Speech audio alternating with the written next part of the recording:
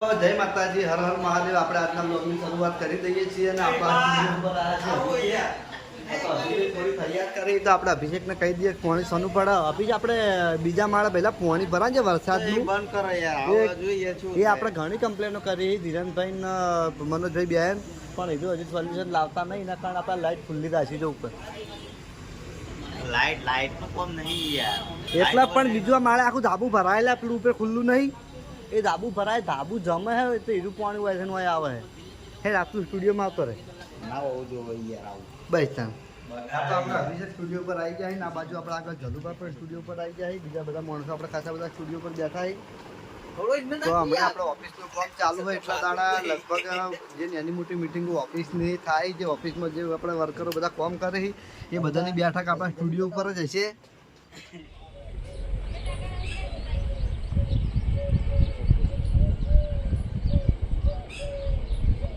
આજો ભાઈ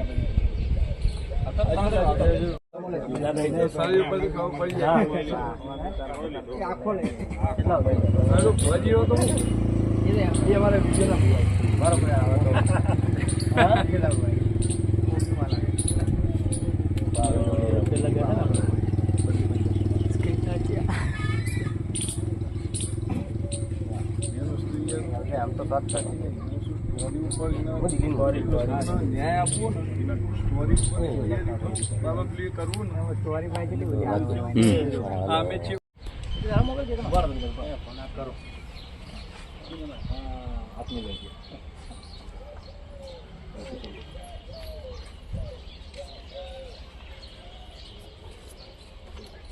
આવતા તમે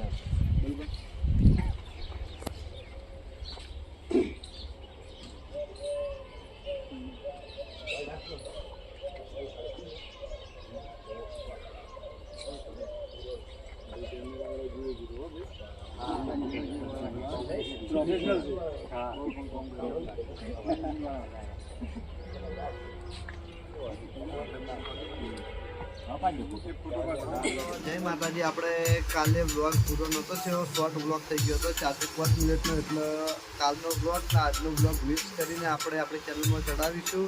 તો આજે આપણા સ્ટુડિયો પર આવ્યો છે સિંધુ, અને સિંધુ એક કોઈ પણ ગીત ગાહે અને એક ગીત તો જીગા ભાઈએ ગાયું પણ મેં બ્લોગમાં ઉતાર્યું નહીં। હવે સિંધુભાઈ ગાવા બેઠા તો જોઈએ સિંધુભાઈ કેવું ગાવે છે। તમે વાગડો જ છે બધા વિડીયોમાં, ઘણા ખરા વિડીયોમાં એને ગાયું હોય એ હમણાં સિંગર નહીં, આપણે કોઈ સિંગરની મજાક નહીં ઉડાવતા, આપણે સિંધુને કહીએ સિંગર નહીં કરો રિયલમાં નહીં, આ તો મજાક મસ્તી ખાલી મજાક માટે ભાઈ આવા છે એનો શોખ છે ગાવાનો એટલા માટે। અવાજ સારો લાગે તો કહેજો કે ફૂગમ રાખો ના, એક સોંગ કરી ગયો, હજુ પૈસા આલ્યા નહીં મને રેકોર્ડિંગ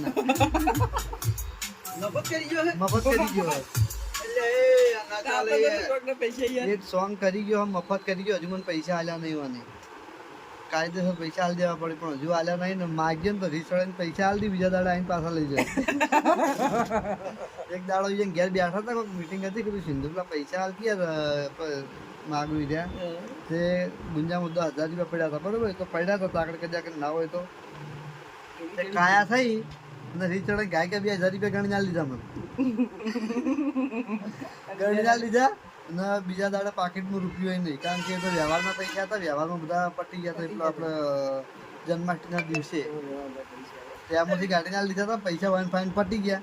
બીજા દાડે વહેલા સ્ટુડિયો આવ્યા, મને બોલ્યા નહીં, પૈસા માગવા હતા પણ માજી ત્યાં નહીં, મને ખબર હતી કે ભાઈ અમુ જણમાં હોય થોડા મુજે પૈસા પાછા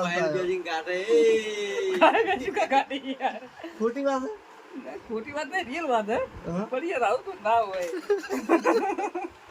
પછી કીધું પણ ખબર પડી બાપા સિંધુ પૈસા નહીં તો આપણે તાત્કાલિક આપણે પાછા ચાલી જવાના હતા, આપણે લીધા હતા એટલા માટે કે રીસળે ના જતા, આપણે રીસળે મારી પર કાયો છો તો મને બોલ્યો તો 5 માણસ વચ્ચે મારી આબરૂ પછી મેં આબરૂ પડાઈ લીધી એની, અને પાછા જેટલા માણસ વચ્ચે એને પૈસા મને આલ્યા હતા એ જેટલા માણસો મને ભેગા થઈ તો બધાને હું કહું છું કે સિંધુ મેં પૈસા પાછા આલી દીધા। બસ સિંધુ કાયા છે મેં પૈસા આલ્યા હતા ને સિંધુ મેં પૈસા પાછા આલી દીધા। 2000 મારે આવું કરે જેટલી બધી તમે મારી આલી દીધી બોલો 2000 નહીં, આખા રેકોર્ડિંગના તો આપણે 5,000 રૂપિયા લઈએ, પણ ખાલી એમની જોડે આપણે મિક્સિંગનો ખર્ચો માગ્યો હતો. મિક્સિંગનો એક્સચેન્જમાં જે આપણે 2,000 રૂપિયા ખર્ચો થાય એટલો ખર્ચો સિંધુભાઈ માગ્યો તો સિંધુ કે નહીં હાલવા લ્યો, દાદાગીરી પર આવી ગયા. શું ચાલે? જો કે આપણે તો કશું કામ આવતો નહીં. આપણે તો સ્ટુડિયો મહિના હજુ આપણે કીબોર્ડ મૂકવાનું સ્ટેન્ડ રહ્યું એ બીજું બનાવવાનું કીધું પણ હજુ આપણે બનાવી આલ્યું નહીં. તો ડુવર એને નહીં બનાવી આલ્યો, મારા ભાઈબંધે બનાવી આલ્યું હોય. આ વિષ્ણુ બાજુમાં મફતલાલ છે, મફતલાલ. હા, મફત તો કરવું કે નહીં કરવું યાર. કોણ?